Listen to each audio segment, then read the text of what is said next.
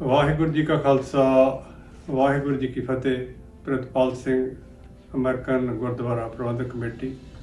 ਅੱਜ ਇਹਨਾਂ ਸ਼ਹੀਦੀ ਦਿਹਾੜਿਆਂ ਦੇ ਵਿੱਚ ਖਾਲਸਾ ਪੰਥ ਦਰਬਾਰ ਸਾਹਿਬ ਦਾ ਸਾਕਾ ਜੋ ਕਿ 1984 ਵਿੱਚ ਵਾਪਰਿਆ, ਉਸ ਦੀ ਯਾਦ ਜਿੱਥੇ ਉਸ ਦੀ ਯਾਦ ਮਨਾ ਰਿਹਾ, ਉੱਥੇ ਆਪਣੇ ਜਿਹੜੇ ਸ਼ਹੀਦ ਨੇ ਉਹਨਾਂ ਨੂੰ ਵੀ ਯਾਦ ਕਰ ਰਿਹਾ।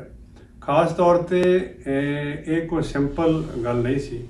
1984 ਦਾ ਸਾਕਾ ਦਰਬਾਰ ਸਾਹਿਬ, ਇਹਦੀ ਜੇ ਸਭ ਤੋਂ ਵਧੀਆ ਕਿਸੇ ਨੇ ਗੱਲ ਕੀਤੀ ਆ ਮਿਸਾਲ ਦੇ ਤੌਰ ਤੇ ਪਾਕਿਸਤਾਨ ਦੇ ਇੱਕ ਪੋਇਟ ਅਜਿੱਤਾ ਰੰਧਾਵਾ, ਉਹਨਾਂ ਦੇ ਖਾਨਦਾਨ 'ਚੋਂ ਐਸਨ ਰੰਧਾਵਾ, ਉਹਨਾਂ ਨੇ 2 ਸ਼ਬਦਾਂ ਵਿੱਚ ਹੀ ਇਹਦੀ ਗੱਲ ਮੁਕਾਤੀ ਕਿ ਵੈਰੀਆਂ ਕੱਢ ਵਿਖਾ ਲਿਆ 5 ਸਦੀਆਂ ਦਾ ਵੈਰ।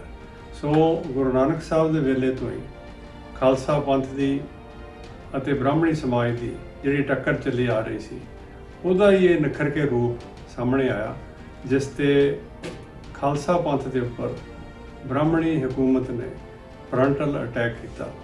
ਸਾਡਾ ਇੱਕ ਚੀਜ਼ ਨਹੀਂ, ਸਾਡੀ ਨੌਜਵਾਨੀ ਦਾ ਕਾਣ, ਗੁਰੂ ਸਾਹਿਬਾਂ ਦੀ ਬੇਅਦਬੀ, ਗੁਰੂ ਦੇ ਘਰ ਦੀ ਬੇਅਦਬੀ ਅਤੇ ਜਿਹੜਾ ਸਾਡਾ ਬੇਸ਼ਕੀਮਤੀ ਜਿਹੜਾ ਲਾਇਬ੍ਰੇਰੀ ਦਾ ਇੱਕ ਖਜ਼ਾਨਾ ਸੀ, ਉਸ ਨੂੰ ਜਾਂ ਤਾਂ ਦੁਸ਼ਮਣ ਚੁੱਕ ਕੇ ਲੈ ਗਿਆ ਜਾਂ ਸਾੜ ਦਿੱਤਾ।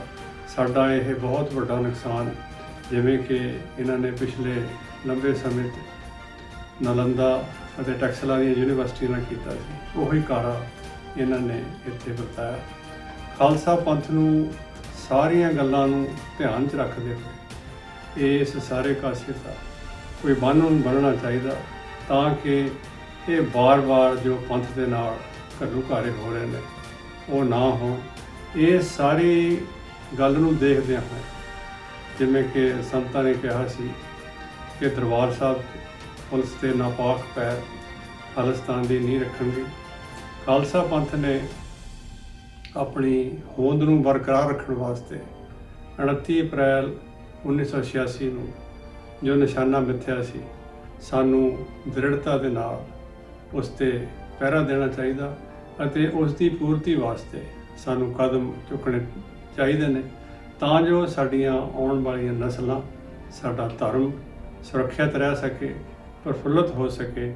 ਇਹਨਾਂ ਹੀ ਸ਼ਬਦਾਂ ਨਾਲ ਵਾਹਿਗੁਰੂ ਜੀ ਕਾ ਖਾਲਸਾ ਵਾਹਿਗੁਰੂ ਜੀ।